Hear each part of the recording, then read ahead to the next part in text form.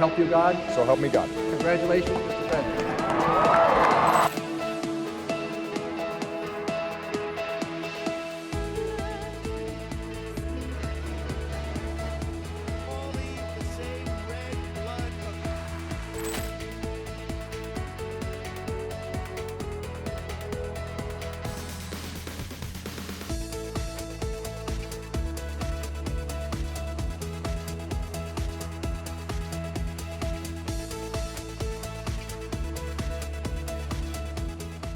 North Korea right now is watching the signs. What is the Biden administration saying? What are the advisors saying?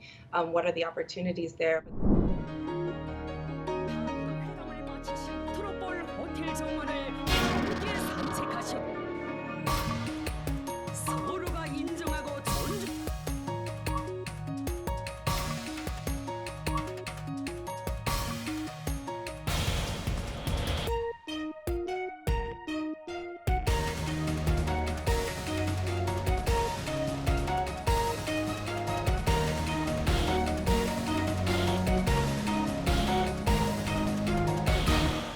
I think it will depend on the signs that it gets from the Biden administration before it takes office and in the weeks after taking office.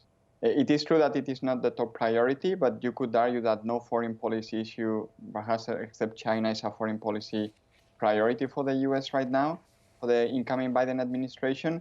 But I do think that there are different channels that the US can use, New York, for example, going through South Korea, letters, that it can use to try to reach out to North Korea to call for patience and make clear that even though it is not a priority, a dialogue process might be possible. So I don't think that North Korea will necessarily conduct a test or come in with a bang if it gets the proper signal from the US over the next few weeks and months.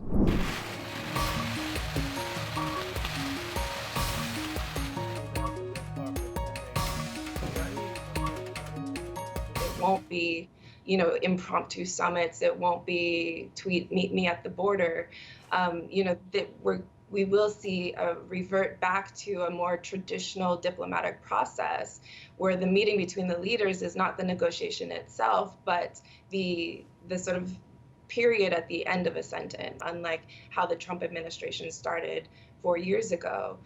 Certainly, you have a lot more seasoned government officials coming in who know what the different roles of the State Department and the Defense Department and the National Security Council are supposed to be. And so that learning curve is not going to be what it was when the Trump administration started.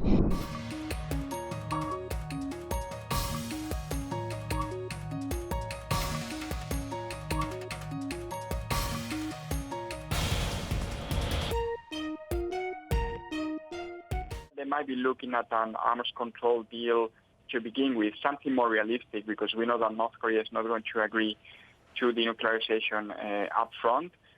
From what we know, North Korea might never agree to denuclearization, but at the very least you can have this first step that would reduce tensions between the U.S. and North Korea, in the Korean Peninsula more generally, and this could actually lead to a more normalized relationship between the two Koreas, but also between the U.S. and North Korea. And Trump did make some inroads into U.S.-DPRK relations.